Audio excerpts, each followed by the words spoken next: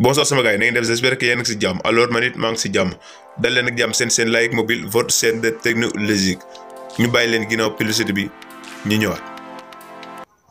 Like Mobile, votre chaîne de technologie.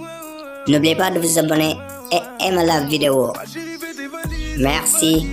bonsoir sama gars yi dal leen ak jàmm seen Like Mobile votre chaîne de technologie te ñu andi leen beneen astuce bi jëmaat si wàllum téléphone mooy naka ngay def ba lien yi ñu lay envoyé notification lien yi ñu lay envoyé nga supprimer ko sa téléphone xam ne dootoo jotati benn lien bu ñu lay envoyé. voilà bu ngeen xoolee lii yëpp ay lien la yoo xam ne ay site internet ñoo ñu koy envoyé pour nga dindi ko nga xam ne wala nga xool lien bi nga xam ne ñoom intéressé wu la nga bëgg koo dindi nan ngay def. voilà ñu lay ñaan bul fàttee bés bouton abonné bi aimé vidéo partagé ko ngir ñu gën a mën indi ay astuces yu yëpp si wàllu téléphone ak technologie parce que abonné yi ak aimé bi ak partagé yi moo tax ñuy gën a sawar si indi vidéo yi. voilà ñu lay ñaan bul fàttee aimé vidéo yi partagé ko ngir ñu yokk liggéey bi.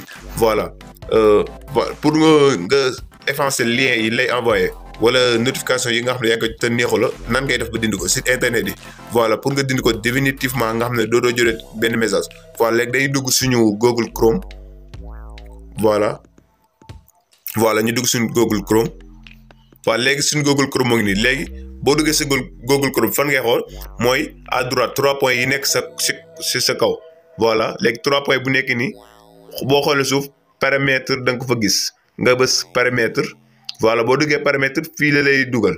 waa léegi fan ngay xool ñu xool mooy fi mu la bindal paramètre de site. voilà paramètre de site léegi moom ngay cliquer boo xoolee paramètre de site boo xoolee en haut si kaw première bi moo ngi la fa indil tous les sites. voilà léegi nga cliquer tous les sites. voilà boo cliquer tous les sites automatiquement fii la lay dugal léegi mboolem lien bi yi nga xam ne yaa ngi koy jot notification mu ngi nii. voilà léegi ñun. maam amaana bëgguñu dindi yëpp mais am na boo xam ne neexuñu moom lañ bëgg a dindi muy ban. voilà ñu xool bi ñu bëgg a dindi. voilà léegi bi ñu bëgg a dindi muy nii tout lien baa ngi noonu. voilà léegi dañ koy xool nañ ko ba xàmmee ko léegi dañuy duggaat si lien léegi dañuy duggaat si lien yi wër ko fa ba xam den ko fi gis. voilà léegi bu ngeen xoolee lien bi ma ngi noonu léegi dañuy duggaat si lien bi xool ko fa. voilà léegi ñu xool ko automatiquement trouvé nañ ko lien bi ma ngi nii. léegi lien bi moom lañ bëgg a supprimer définitivement nga xam ne dootuñu ko jotati maam dootuñu jotati ay message am. voilà léegi dañuy cliquer jëm lien bi. voilà léegi bu ñu cliquer lien bi automatiquement fii lay dugal léegi fan ngay xool fi mu ne bii nag effacer et réinitialiser nga effacer et réinitialiser ñu cliquer ko. voilà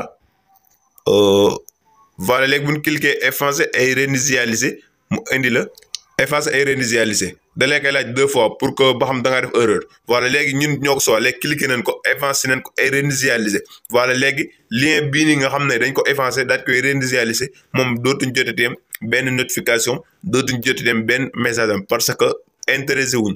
voilà léegi la fin bi loolu lañ leen indiloon. voilà ñu lay ñaan bul fàtte bés bouton abonné bi aimé vidéo partagé ko ngir ñu gën a mën ay astuces li jëm si wàllum téléphone. voilà ak technologie. vogue am na beneen boo xam ne maam bëgg nga ko boo ñu ko envoyé message rek wala nga commenté rek incha allah wala dinañ si ñëw. voilà jaa ngeen def sama gars. Like Mobile, votre chaîne de technologie. N'oubliez pas de vous abonner et aimer la vidéo. Merci.